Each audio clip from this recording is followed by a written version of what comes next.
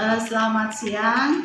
Pada kesempatan kali ini kami akan melaksanakan praktek coaching untuk supervisi akademik. Sebelumnya, mari kita pengajian umat. Om Swastiastu. Terima kasih kepada Pak Made Swete Pak Made Swete dan Pak Eka yang akan menemani kita dalam praktek coaching kali ini. Sebelumnya saya ingin memperkenalkan diri. Nama saya Niwayan Sukartini dari SMP Negeri 3 Ubud bersama rekan Saya Imade Swete dari SMK Negeri 1 Mas Ubud sebagai coach.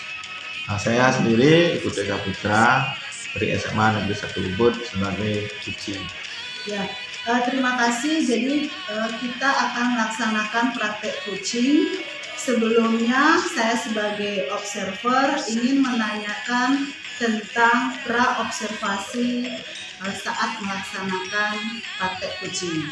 Nah, untuk Pak Made Swete sebagai coach yang ingin saya tanyakan, apa yang menjadi persiapan Bapak dalam melaksanakan praktek coaching kali ini? Terima kasih Bu.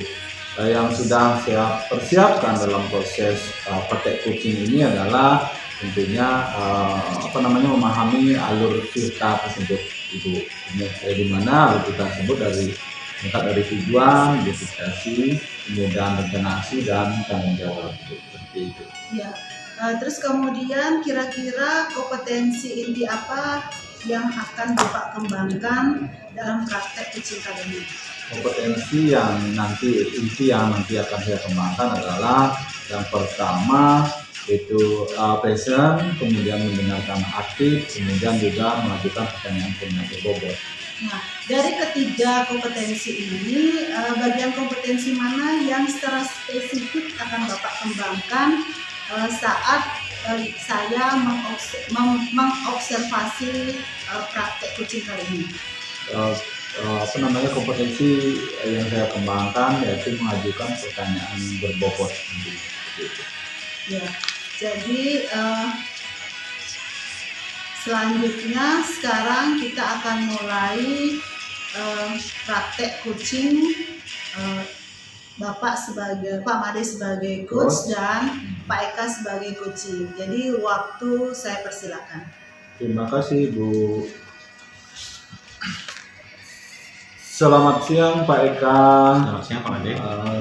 Bagaimana kabar hari ini? Ya, sehat. Gimana keadaannya? Baik Baik sekali. Semoga bahagia. Ya. Terima kasih Pak Eka.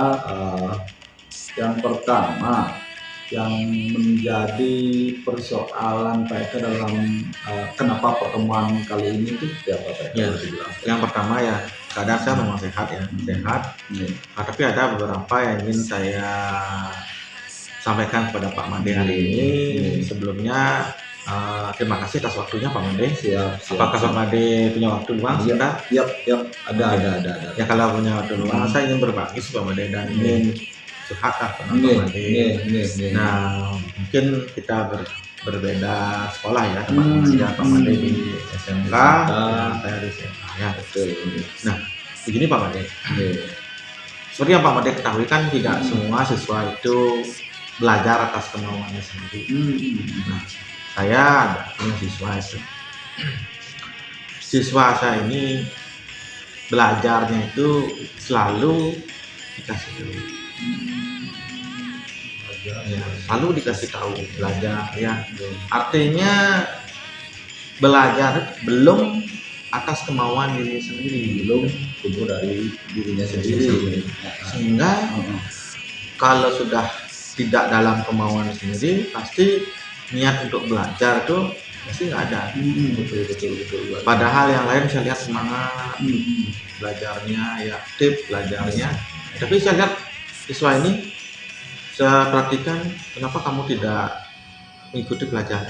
Baik, saya kasih tahu seperti itu. Lalu dia ambil bukunya. Ini tidak gregetan gitu. Ya. Nah, itulah yang dengan saya sampaikan kepada Pak Made. Mungkin Pak Made bisa ya memberikan apalah ya supaya solusi atau apa yang pengen saya ingin mencapai masalah yang saya hadapi ini gitu. Terima kasih Pak Eka sudah mempercayakan saya untuk teman diskusinya seperti itu. Mudah-mudahan apa yang menjadi nanti harapan Pak Eka bisa tercapai seperti itu. Yang pertama yang perlu saya tanyakan ke Pak Eka, kira-kira apa ya tujuan kita dalam pertemuan ini Pak Eka? Jelas Pak Made, saya ingin dengan Pak Made ingin mendapatkan solusi ya. Tahu Pak Made bisa membantu saya bagaimana supaya siswa ini belajar itu dengan kemauannya sendiri, tidak lagi disuruh setiap udah mau belajar udah siap dengan bukunya ya, dengan belajarnya. Artinya biar tidaklah siswa itu masih dikasih tahu, karena siswa ini kan tidak lagi siswa anak TK seperti itu ya. Ini sudah siswanya sudah dia ke tingkatnya, ada levelnya SMA. Kalau boleh juga saya tahu, kalau kita berbicara masalah skala sekarang ya, kira-kira sekarang itu ada di posisi mana, kemudian tujuan Pak Eka nanti ada di skala berapa seperti itu Pak Eka? Karena saya pikirkan ini skalanya skala 5 ya. Tujuan saya kan ya paling ya 9 ya, kalau bisa sih 10 seperti itu. Siapa ingin seperti itu ketika siswa ini udah di skala 9 kan pasti kemauan belajarnya udah tinggi seperti itu.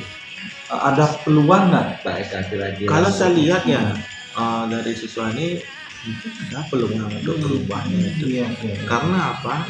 Karena setiap saya berikan motivasi maupun saran-saran, gregetan gitu.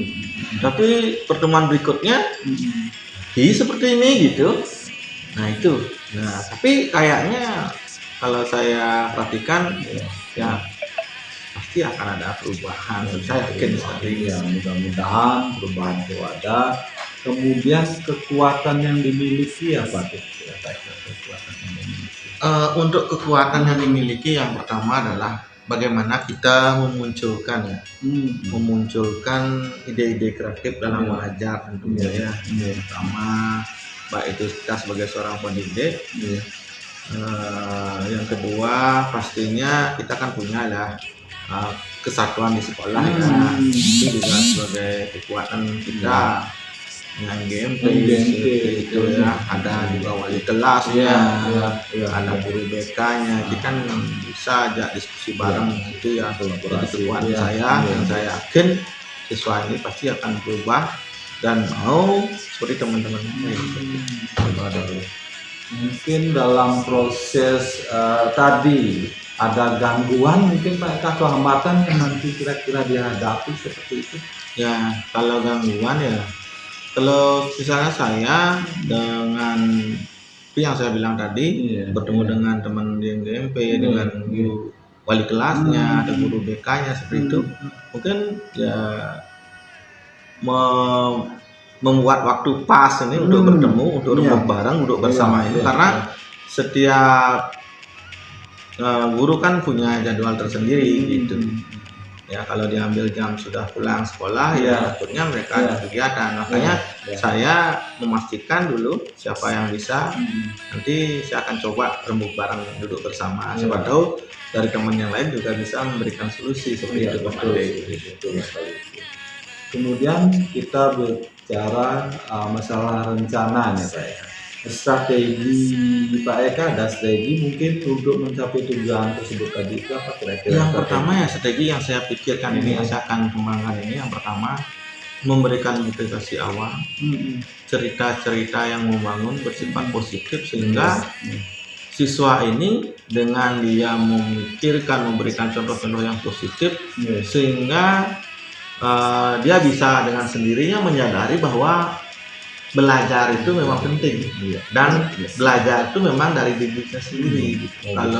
Kalau dia sudah punya pemikiran seperti itu, ya saya yakin nih ini pasti akan sukses. Kemudian ukuran keberhasilannya apa kira-kira Pak Eka? Kalau ukuran keberhasilannya ya pastilah berubah ya pasti. Dari dia tidak ada niat untuk belajar aslinya akan berubah dengan dirinya aktif setiap sudah mulai pelajaran. Sejak lagi ayo anak-anak buka bukunya, lihat seperti ini, kemudian artinya dia itu sudah siap dengan sendirinya, bukunya sudah siap, menerima pelajaran siap, itu yang tingkat keberhasilan saya inginkan. Iya, bagus sekali Pak Eka. Jangka waktunya mungkin Pak Eka?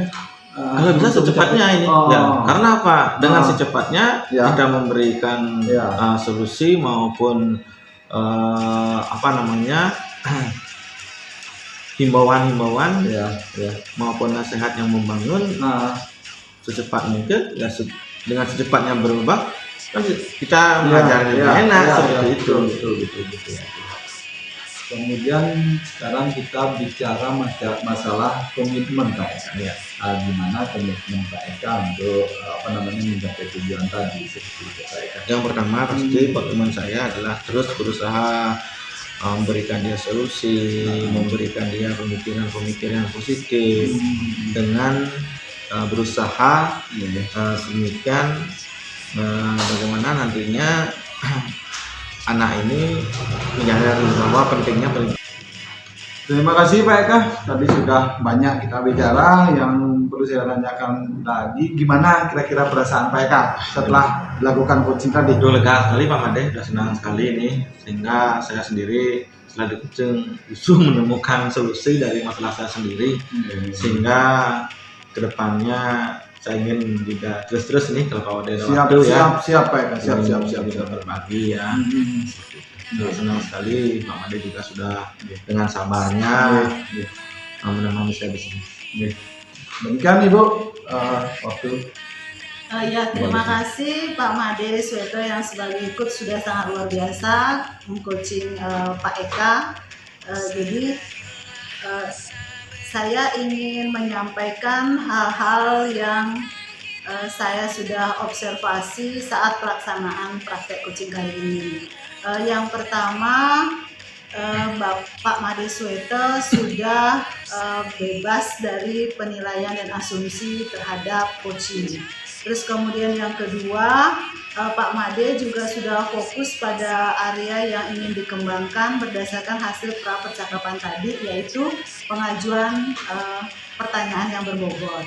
Nah, ada beberapa hal yang ingin saya tanyakan pasca dari observasi ini ya Pak Made.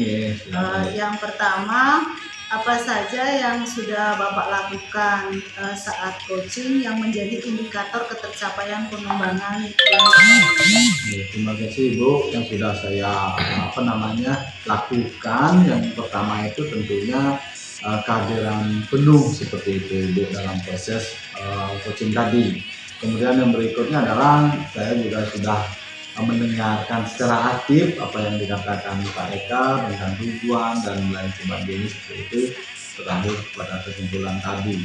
Dan berikutnya adalah saya juga sudah mengajukan pertanyaan-pertanyaan berbobot kepada Pak Eka itu seperti itu mungkin. Terima kasih.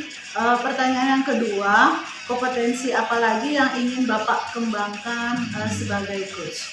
Yang tadi di awal di saya katakan itu mengajukan pertanyaan-pertanyaan bobot. Sekarang lebih kepada mendengarkan secara aktif Ibu, dan kemudian kehadiran penuh juga seperti itu. Karena tanpa kehadiran penuh kita dalam proses ini tidak mungkin kita melakukan proses coaching dengan baik seperti itu. Jadi terima kasih Pak Made dan Pak Eka sudah melaksanakan praktek coaching kali ini. Saya akhiri karena kita sudah menyelesaikan observasi terhadap praktek coaching kali ini. Sebelum kita akhiri, mari Prama Santi dulu. Om Santi Santi Santi Om. Guru bergerak, Indonesia maju, salam sehat dan bahagia.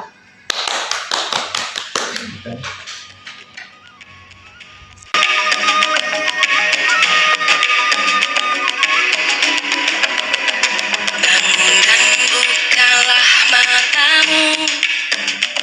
saatnya